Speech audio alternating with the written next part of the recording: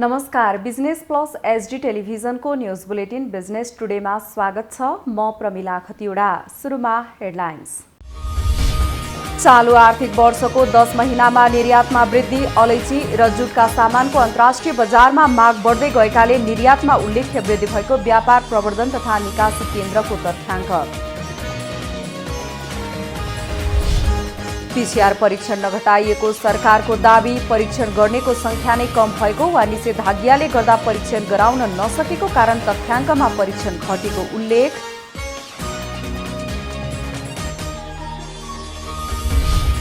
सरकारले 78 वटा होटललाई क्वारेन्टिन होटलका रूपमा सूचीकृत। वैदेशिक रोजगारीमा गएर नेपाल फर्कनेलाई होटल बुकिङको प्रमाण देखाएपछि मात्र नेपाल आउन अनुमति।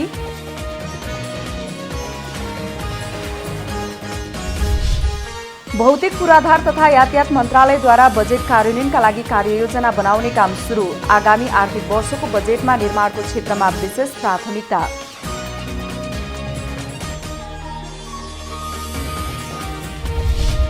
र यो वर्ष कोरोनाको कारण 7 करोड 50 लाख मानिसको रोजगारी गुमेको आईएलओको तथ्याङ्क। सन् 2022 सम्म विश्वमा बेरोजगारीको संख्या 20 करोड 50 लाख पुग्ने अनुमान।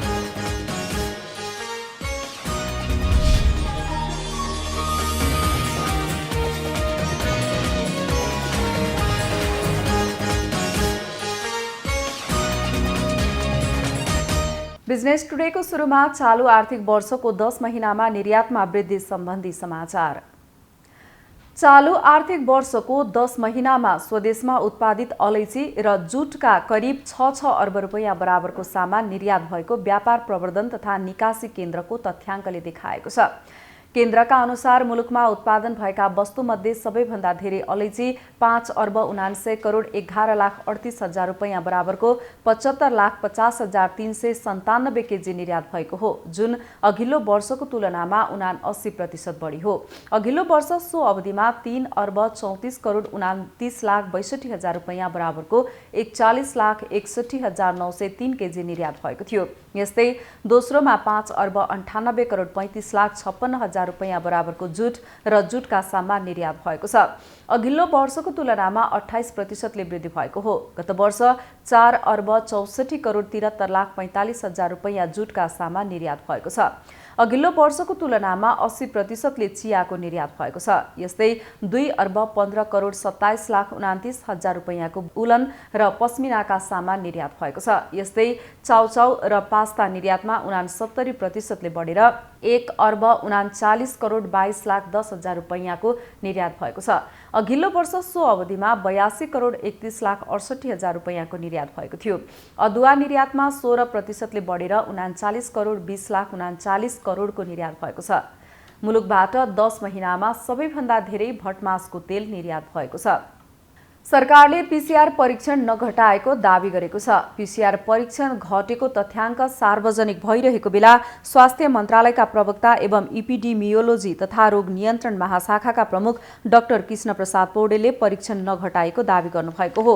आम नागरिक परीक्षण गर्न नआएको अथवा निषेधाज्ञाको कारण परीक्षण केन्द्रसम्म जान नसकेको कारण केही दिन यता पीसीआर परीक्षण घटेको तथ्याङ्क देखिएको उहाँको भनाइ छ। टेस्टको अनुपातमा अहिले पनि 30% भन्दा बढी पोजिटिभ आउनु भएको छ। त्यही भएर हाम्रो टेस्ट अझै बढ्नै पर्नेछ, घटाउने कुनै मनसाय छैन। बढोस् भनेर पालिकामा हामीले एन्टिजेन बढाएको छौँ। हामीसँग सीमितता छ, सबै ठाउँमा पीसीआर सम्भव छैन, विकसित देशमा पनि सम्भव छैन। त्यसैले समुदाय स्तरमा एन्टिजेनमा नै जोड दिएको हो, त्यो जारी रहन्छ र एन्टिजेन र पीसीआर गरेर टेस्ट बढाउने नै हाम्रो चाहिँ मकसद हो, गर्नै पर्छ। हामी प्रयास पनि त्यसमै हो।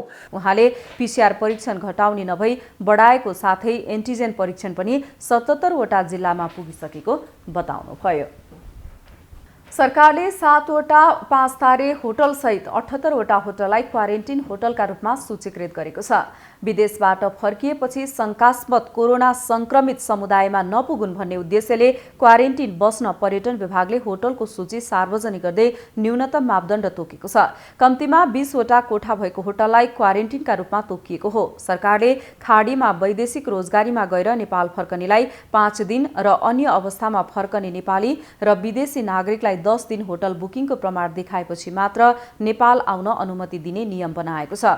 विभागले सार्वजनिक गरेको मन्त्रालयको सूचीमा रहेका होटललाई यात्रुले क्वारेन्टिनका लागि बुक गर्न सक्नेछन्। सरकारले ठमेल, सुन्धारा, कलङ्की क्षेत्रका होटललाई भने क्वारेन्टिन नबनाउने निर्णय गरेको छ।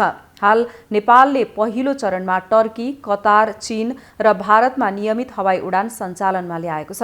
विभागले काठमाडौँका 7 वटा 5 तारे होटललाई क्वारेन्टिन तोकेको छ। यी होटल सञ्चालकले 25 भन्दा बढी कोठा क्वारेन्टिन बनाउन सहमत भएका छन्। 4 तारे स्तरका होटल समेत क्वारेन्टिन होटलमा सूचीकृत भएका छन्। 3 तारे होटलमा समेत यात्रुले क्वारेन्टिन बस्न सक्नेछन्। यसबाहेक पर्यटन स्तरका 51 होटल र 2 रिसोर्ट पनि क्वारेन्टिन सूचीमा समावेश छन्। भौतिक पूर्वाधार तथा यातायात मन्त्री बसन्त कुमार नेमाङले आगामी आर्थिक वर्ष 2078-79 को बजेट कार्यान्वयनका लागि मन्त्रालयले कार्ययोजना बनाउने काम सुरु गरेको बताउनु भएको छ। बुधबार मन्त्रालयमा पत्रकार सम्मेलन गर्दै मन्त्री नेमाङले आगामी आर्थिक वर्षको बजेटमा भौतिक पूर्वाधार निर्माणको क्षेत्रमा विशेष प्राथमिकता दिएको उल्लेख गर्दै बजेटमा परेका योजनाहरू समयमै सम्पन्न गर्नका लागि आवश्यक प्रक्रिया अहिलेदेखि नै सुरु भइसकेको बताउनुभयो। जनताले गरेका आकांक्षाहरू छन्, राम्रो ढङ्गले कार्यान्वयन हुन सकोस् भन्ने शुभेच्छा छ। त्यसलाई मध्यनजर गरिकन अर्थ मन्त्रालय र हामी यो मन्त्रालयभित्र जेठ 15 गतेदेखि आजसम्म आइपुग्दाखेरि हामीहरू बैठक बसेर छलफल गरेर यसलाई आउने आर्थिक वर्षको 1 गतेदेखि नै साउन 1 गतेदेखि नै कार्यान्वयन गर्ने यो बाँकी अवधिमा हामीले कार्ययोजनाहरू समेत बनाइसकेका छौँ। यसले आगामी दिनमा यो बजेटको कार्यान्वयनमा एकदम सुनिश्चितता र वृद्धिहरू ल्याउँछ र हाम्रो भौतिक र आर्थिक प्रगति हुन्छ भन्ने विश्वास मन्त्रालयहरूको तर्फबाट हामीले राखेका छौँ। बजेट कार्यान्वयनका लागि कार्यान्वयन गर्ने निकायको क्षमतामा भर पर्ने उल्लेख गर्दै उहाँले भौतिक पूर्वाधार मन्त्रालय अन्तर्गत नै आवश्यक कार्यालय र जनशक्तिको अभाव भएकाले त्यसको व्यवस्था पनि बजेटबाट गरिएको बताउनुभयो। आगामी आर्थिक वर्षको बजेटले पूर्व पश्चिम राजमार्ग, उत्तर दक्षिण करिडोर, रेल, मेट्रो रेल, सुरुङ मार्ग, फ्लाइओभर लगायतका महत्त्वपूर्ण आयोजनाहरूलाई प्राथमिकता दिएको उहाँले जानकारी दिनुभयो। बिजनेस टुडेमा पालो भएको छ ब्रेकको।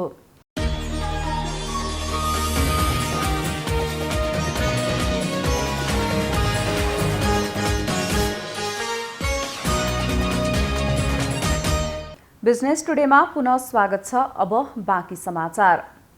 मुलुकभर कोरोनाका बिरामीको चाप बढेसँगै अन्य बिरामीको सेवा खासै प्राथमिकतामा पर्न सकेको छैन। तर सुनसरीको इटहरीमा रहेको इटहरी अस्पतालले कोरोनासँगै अन्य बिरामीहरूलाई पनि उत्तिकै ध्यान पुर्याएर सेवा उपलब्ध गराइरहेको छ। कोरोना कहरको समयमा विभिन्न स्वास्थ्य संस्थाले अन्य बिरामीको उपचारमा खासै चासो नदिने भए पनि सुनसरीको इटहरीमा रहेको इटहरी अस्पतालले अन्य बिरामीहरूलाई चासोको साथ सेवा दिँदै आएको जनाएको छ। इटहरी अस्पतालले कोविडका बिरामीहरूका साथै आकस्मिक तथा जनरल सेवा अन्तर्गत सेवाग्राहीहरूलाई पनि प्राथमिकतामा राखेर सेवा प्रदान गर्दै आएको छ। विशेष गरी स्थानीय सरकारले जति सक्दो कोभिड-19 नियन्त्रण, रोकथाम, व्यवस्थापन र उपचार गर्ने सन्दर्भमा गरिरहेको छ र हाम्रो चाहिँ पहिलो चाहिँ PCR टेस्टिङ, आइसोलेसन र उपचारको व्यवस्था र होम आइसोलेसनको मोनिटरिङ गर्ने कुरालाई रणनीतिको रूपमा अवलम्बन गरेका छौँ। कोरोना कहर जारी रहेको समयमा होम आइसोलेसनमा बस्नेहरू, दीर्घरोगीहरू तथा सामान्य मानिसले पनि स्वास्थ्य सुरक्षा मापदण्ड अनुसार बस्नुपर्नेमा चिकित्सकहरूले जोड दिँदै आएका छन्। कोरोना संक्रमणबाट मुक्त भइसकेकाहरूमा पनि अन्य स्वास्थ्य समस्या देखा पर्नेतर्फ सचेत रहन चिकित्सकहरूको सुझाव छ। विशेष गरी होम आइसोलेसनमा बस्दाखेरि चाहिँ हाम्रो चाहिँ एउटा क्राइटेरिया छ। त्यो क्राइटेरिया चाहिँ मिट गरेको हुनुपर्ने हुन्छ। स्वास्थ्यका मापदण्डहरू सम्पूर्ण फलो गरेकै हुनुपर्ने हुन्छ। पहिलो कुरो चाहिँ के छ भने होम आइसोलेसनमा बस्दाखेरि कम्प्लिटली चाहिँ तपाईँको आइसोलेटेड फेसिलिटी भएको एउटा रुम चाहियो, अनि छुट्टै एउटा टोइलेट चाहियो र तपाईँको यदि हुनसक्छ भने चाहिँ तपाईँको भेन्टिलेसन, राम्रो तरिकाको भेन्टिलेसन भयो भने निकै राम्रो हुन्छ। कोरोना संक्रमितलाई हेर्ने दृष्टिकोण समाजमा मात्र नभई स्वास्थ्य संस्थामा समेत फरक रहेको र बिरामीहरू रोग लुकाएर घरमा बस्न बाध्य हुने गरेको पाइएको छ। म बाहिर निस्किसके पछाडि पनि मान्छेहरू चाहिँ अरू बेला चाहिँ एकदम मास्क खोलेर गफ दिइरहने, अरू मान्छे को सस्पेक्टेड, म चाहिँ रिसेन्टली कोरोना भएर निस्केको मान्छेलाई देख्ने बित्तिकै चाहिँ के नभए जस्तो गरेर मास्क लाउने हाल्ने, तर्सिहाल्ने, भागिहाल्ने, अरू मान्छे उसँग बस्दाखेरि चाहिँ नतर्सिनुपर्ने, म रिसेन्टली निको भएको मान्छेसँग चाहिँ देखेपछि तर्सिहाल्नुपर्ने त्यस्तो त अवस्था होइन नि। त्यस कारणले गर्दा हाम्रो चाहिँ सिभिलाइजेसनमा पनि यो जोड्दै रोगीसँग होइन रोगसँग लड्नुपर्छ भन्ने जोड्दै यसलाई सावधानी अपनाउँदै आफ्नो स्वास्थ्य सचेत हुनुपर्छ जस्तो मलाई लाग्छ।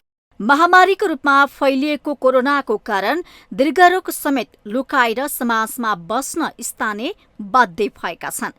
इटहरी अस्पतालले जस्तै सबै प्रकारको रोगीलाई सर्वसुलभ स्वास्थ्य सेवा प्रदान गर्न आवश्यक छ। सुनसरीबाट विनोद आचार्यको रिपोर्ट।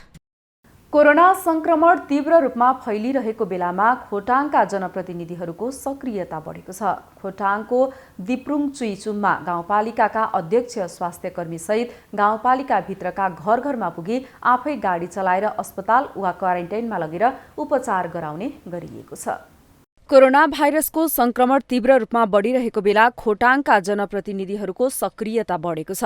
गाउँपालिकाका अध्यक्ष नै पीपीई सेट लगाएर जनताको घर घरमा पुगी बिरामीको स्वास्थ्य जाँच गरी आवश्यकता अनुसार गाडीमा आफै अस्पताल वा क्वारेन्टाइनमा लगेर उपचार गर्ने गरिएको छ। खोटाङको दिप्रुङ चुइचुम्बा गाउँपालिकाका अध्यक्ष भूपेन्द्र राईले स्वास्थ्यकर्मी सहित घर घरमा पुगी अस्पताल वा क्वारेन्टाइनमा लगेर उपचार गराइरहनु भएको छ। पालिका अध्यक्ष नै उद्धारमा आएर कतिपयको ज्यान बचाइदिएको भन्दै स्थानीय खुसी भएका छन्। कोभिड पोजिटिभ देखिएको मेरो मम्मीलाई भएको कारणले अनि हाम्रो अध्यक्षज्यूलाई चाहिँ फोन गरेर उहाँले चाहिँ अब गाडी घरसम्मै पुर्याएर चाहिँ उहाँले एकदमै ठुलो सहयोग गर्नुभएको छ। एक त मौसमको खराब अवस्थामा पनि त्यस्तो अवस्थामा एकदम सरले चाहिँ भूपेन्द्र सरले चाहिँ राम्रो हेल्प गर्नुभयो। एकदम त्यसमा एकदम भित्रैबाट आभार, एकदम खुसी छौँ हामी सबै परिवार गाउँ सबै एकदम खुसी छौँ।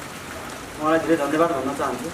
कोरोना संक्रमण तीव्र रूपमा बढेकाले सचेत रहँदै दिप्रुङ चुइचुममा गाउँपालिकालाई कोरोना संक्रमण मुक्त गर्न जनप्रतिनिधि नै लागि परेका छन्। सरकारले जारी गरेको स्वास्थ्य सुरक्षाका मापदण्ड पूर्ण रूपमा पालना गर्न पनि गाउँपालिकाले आग्रह गरेको छ। कोरोना भाइरस कोभिड-19 रोकथाम तथा नियन्त्रण गर्नका लागि दिप्रुङ चुइचुम्बा गाउँपालिका को होल हामी टिम चाहिँ निरन्तर अहोरात्र रूपमा खटिरहेको छौँ। यति बेला हामी गाउँपालिकालाई सङ्क्रमण मुक्त बनाउनका लागि अत्यन्तै बढी लागिरहेका छौँ र गाउँपालिकामा भएका हामी शङ्कास्पद जो चाहिँ सङ्क्रमण हुनुहुन्छ भन्ने हामीलाई जो आशंका छ उहाँहरूको हामीले एन्टिजेन परीक्षण PCR परीक्षणहरू गरिरहेका छौँ र जसको हामीले टोलमा लगेर हाम्रो चाहिँ साबिकको वार्ड अहिलेको वार्डहरूमा लगेर हामीले एन्टिजेन परीक्षण गर्दाखेरि जसलाई हामीले सङ्क्रमित भेटेको छौँ उहाँहरूलाई कतिपयलाई चाहिँ होम आइसोलेसनमा पठाएका छौँ भने कतिपयलाई हामीले हाम्रो अस्थायी कोभिड अस्पताल याङ्खामा चाहिँ लगिरहेका छौँ। यसरी नै जनता र जनप्रतिनिधि कोरोना विरुद्ध एक भएर लाग्ने हो भने चाँडै कोरोना संक्रमण मुक्त हुने स्थानीयको विश्वास छ। खोटाङ सहकर्मी सञ्जीव राईको रिपोर्ट। फ्रान्सले उपलब्ध गराएको 7 टन स्वास्थ्य सामग्री नेपाल आइपुगेको छ। फ्रान्सले नेपाललाई कोरोना भाइरस विरुद्ध सहयोग स्वरूप उपलब्ध गराएको स्वास्थ्य सामग्री सहयोग बुधबार काठमाडौँ आइपुगेको हो। फ्रान्सले मास्क, एन्टिजेन टेस्ट किट, भेन्टिलेटर तथा भाइजर सहितका सामग्री नेपाललाई सहयोग स्वरूप दिएको हो। नेपाल सरकारले सहयोगका लागि गरेको अपिल अन्तर्गत फ्रान्सले अत्यावश्यक सामग्री पठाएको हो। फ्रान्सेली सहयोगमा 5,04,000 AFP मास्क, 20,225 एन्टिजेन टेस्ट किट, 12,000 थान प्रोटेक्सन ग्लासेज, 9वटा ओसिरिज, तेस्रो रेस्पिरेटर र कन्सुमेबल तथा 5वटा सिरियस 50 रेस्पिरेटर र कन्सुमेबल रहेका छन्। यी सामग्री स्वास्थ्य मन्त्री हृदय त्रिपाठीलाई नेपालका लागि फ्रान्सेली राजदूत फ्राइकोई जेभियर लेगेरले हस्तान्तरण गर्नुभएको छ। त्रिभुवन विमानस्थलमा भएको हस्तान्तरण समारोहमा जर्मनी तथा फिनल्यान्डसहित युरोपियनका कूटनीतिज्ञको पनि उपस्थिति थियो। नेपालसँगको सम्बन्धलाई प्राथमिकतामा राखेको र कोरोना भाइरस विरुद्धको अभियानका लागि थप सहयोग गर्ने फ्रान्सेली राजदूतले बताउनु भएको छ। स्वास्थ्य मन्त्री त्रिपाठीले सहयोगका लागि फ्रान्स सरकारलाई धन्यवाद समेत दिनुभएको छ। बिजनेस टुडेमा पालो भएको छ ब्रेकको।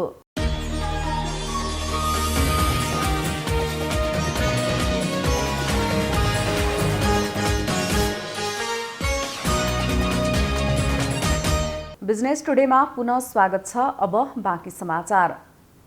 नेपालबाट ढुङ्गा बालुवा निकासी गर्न बजेट वक्तव्यप्रति चौतर्फी आलोचना भएपछि अर्थ मन्त्रालयले यस सम्बन्धमा स्पष्ट गरेको छ। बुधबार अर्थ मन्त्रालयले विज्ञप्ति जारी गर्दै चुरे उत्खनन गर्ने नभई चुरे, भावर, शिवालिक र नदी प्रणाली बाहेकका उपयुक्त स्थानमा खानी सञ्चालन गर्ने भनिएको दावी गरेको छ।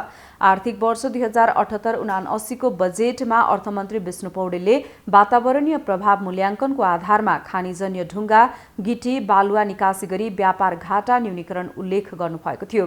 उक्त निर्णय चुरे क्षेत्र उत्खनन गर्न आएको भन्दै वातावरणविद, राजनीतिक दल तथा नेताहरूले विरोध जनाएपछि सरकारले अन्यन्त्र खानी सञ्चालन गर्ने भन्दै यस सम्बन्धमा थप स्पष्ट गरेको हो।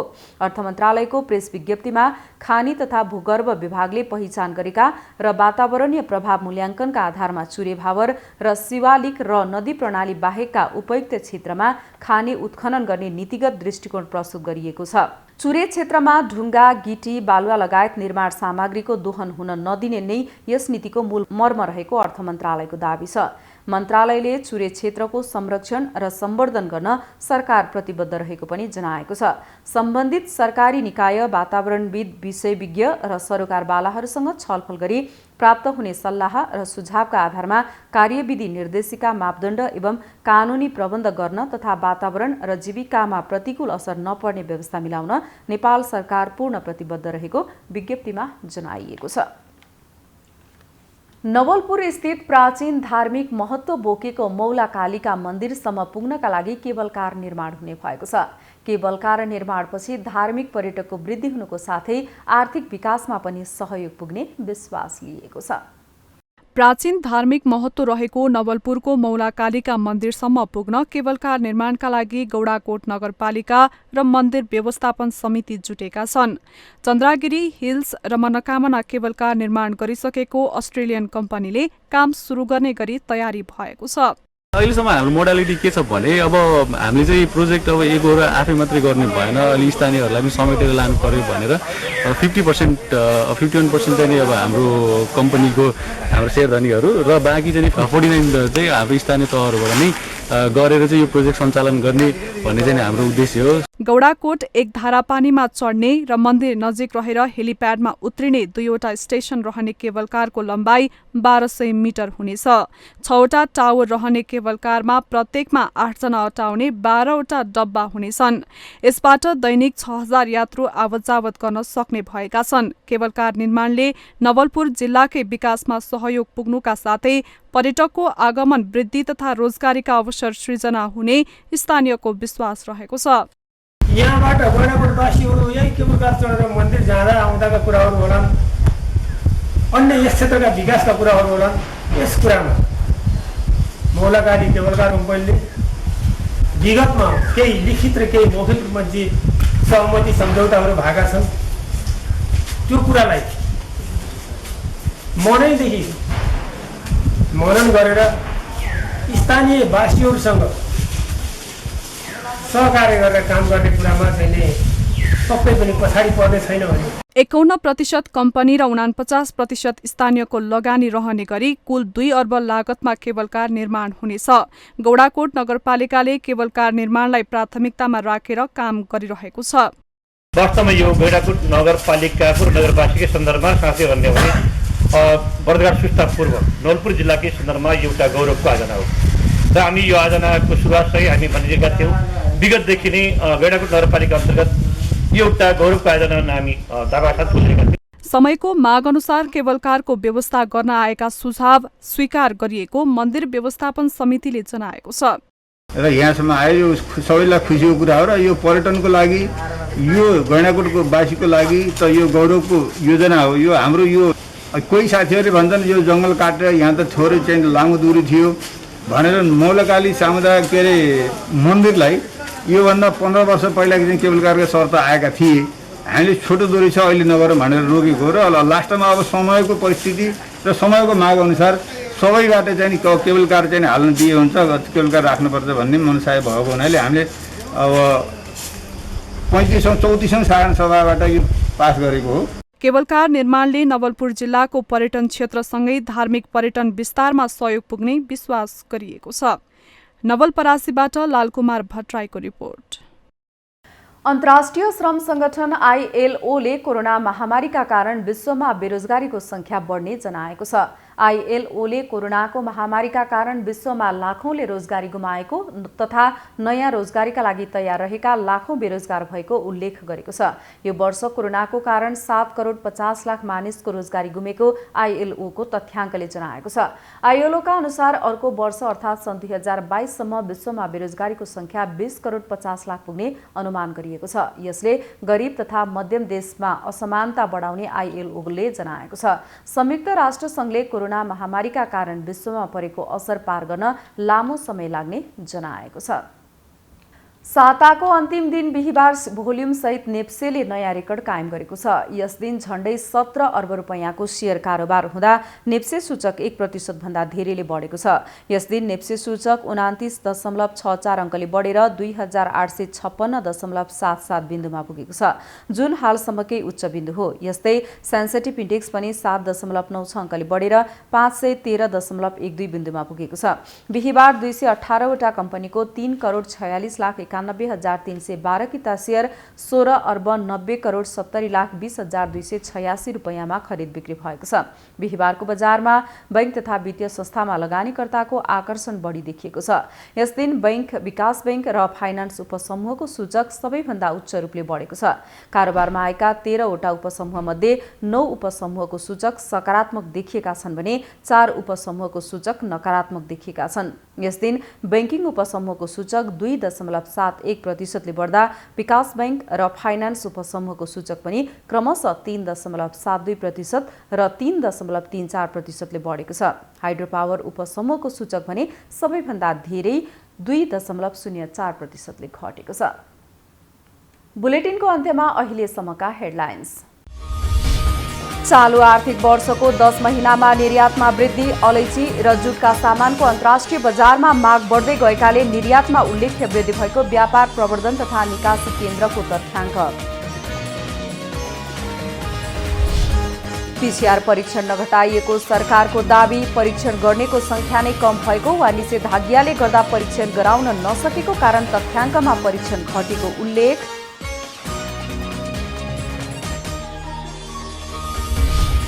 सरकारले 78 वटा होटललाई क्वारेन्टिन होटलका रूपमा सूचीकृत, वैदेशिक रोजगारीमा गएर नेपाल फर्कनेलाई होटल बुकिङको प्रमाण देखाएपछि मात्र नेपाल आउन अनुमति।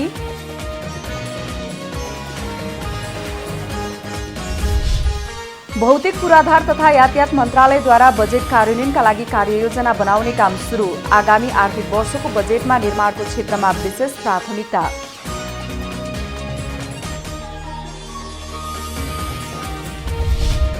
र यो वर्ष कोरोनाको कारण 7 करोड 50 लाख मानिसको रोजगारी गुमेको ILOको तथ्याङ्क। सन् 2022 सम्म विश्वमा बेरोजगारीको संख्या 20 करोड 50 लाख पुग्ने अनुमान।